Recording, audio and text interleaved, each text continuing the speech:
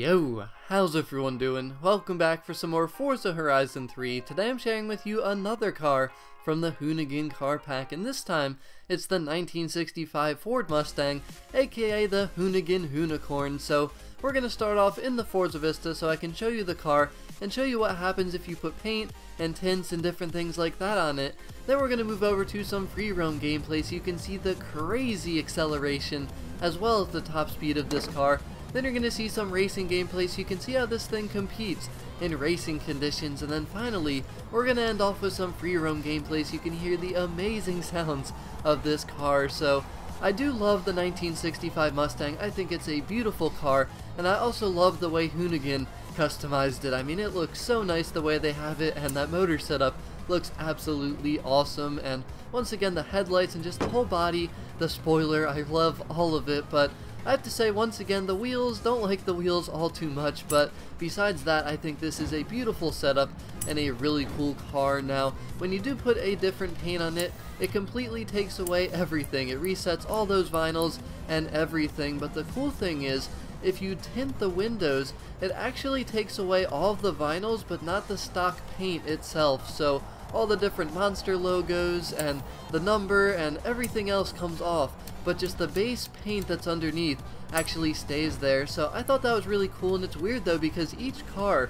seems to be affected differently when you put paint or tints, and it's not consistent throughout the cars from the Hoonigan car pack, which I kind of find to be very weird, very strange. But I thought this thing looked cool in orange, which is why I wanted to show you that here a few seconds ago. But I might make it orange, I don't know, but I kind of do like the stock design. Even though I don't like a lot of vinyls and logos all over the car, I think this car still looks very nice, and I like it without the logos though, with the stock paint, like the zigzags and stuff. I think it looks pretty cool, and you saw there they got Hoonigan all over the steering wheel. But the only thing you can change in terms of customization with the looks of this car is the wheels. You can also lower it, change the height, but there's no bumpers, no spoilers, nothing, which I'm okay with because, like I said, the body and the spoiler and everything else looks very, very nice on this car. But let's start talking about the performance, and you saw there the inside of it was completely stripped down. This thing only weighs 3,000 pounds, and to my surprise it makes 1,400 horsepower,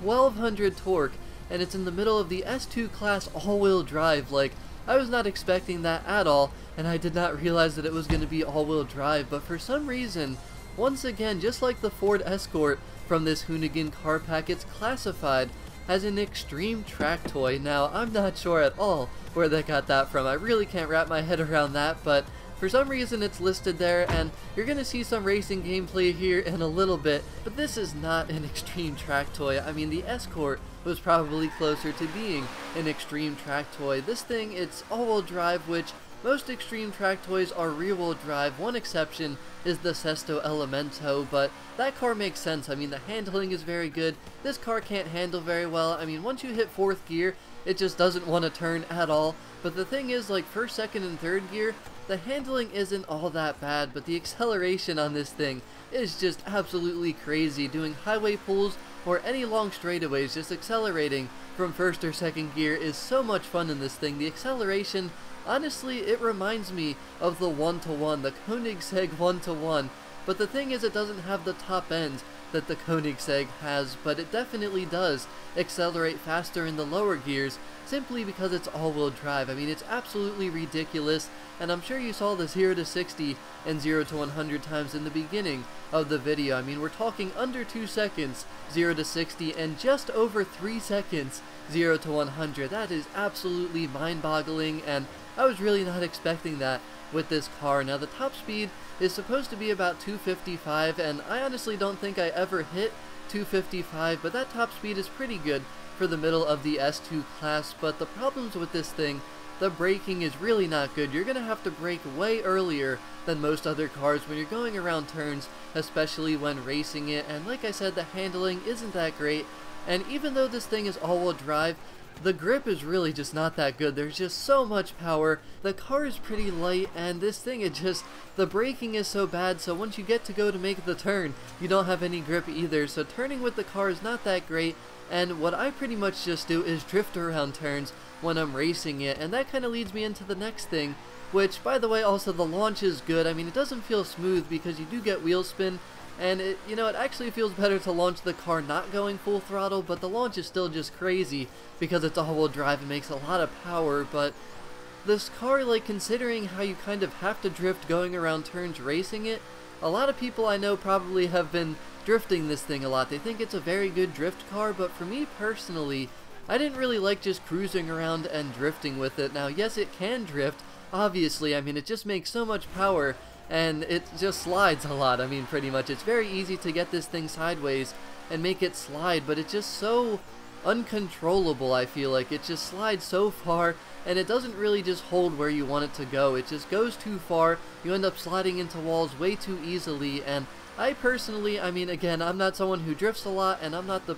best drifter out there, but I didn't really enjoy drifting this thing too much, and I honestly didn't really enjoy racing it too much either, because it's super fast and you can beat people just because of how fast you are on straightaways. I mean, at 80% in this race, I am way back in second place, but I was honestly not worried about losing the race at all, because I knew the finish was just a straightaway, and on that straightaway I knew that I was just going to eat up any extreme track toy. So basically what I'm trying to say is I don't really like racing this car, and I don't even like drifting it. I pretty much just like to cruise with it and just do highway pulls and straightaways and just accelerate with the car, hear the car sounds, and just let this thing unleash all of that power, because when you're racing it, it's just not all that fun going so fast in a straight line and then having to try to brake and maintain some type of grip, which you can do and the car turns okay, but it's just not competitive. I mean, it can beat extreme track toys just because of how fast it is in a straight line and how much top end it has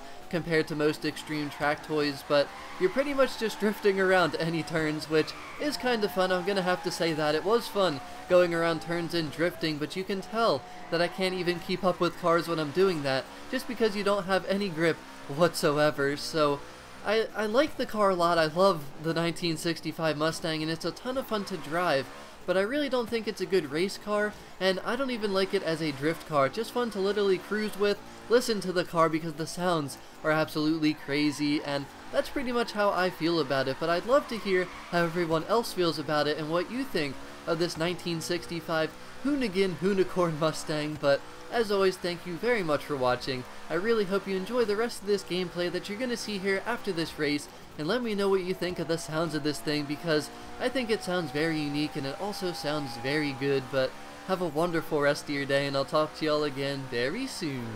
Peace out.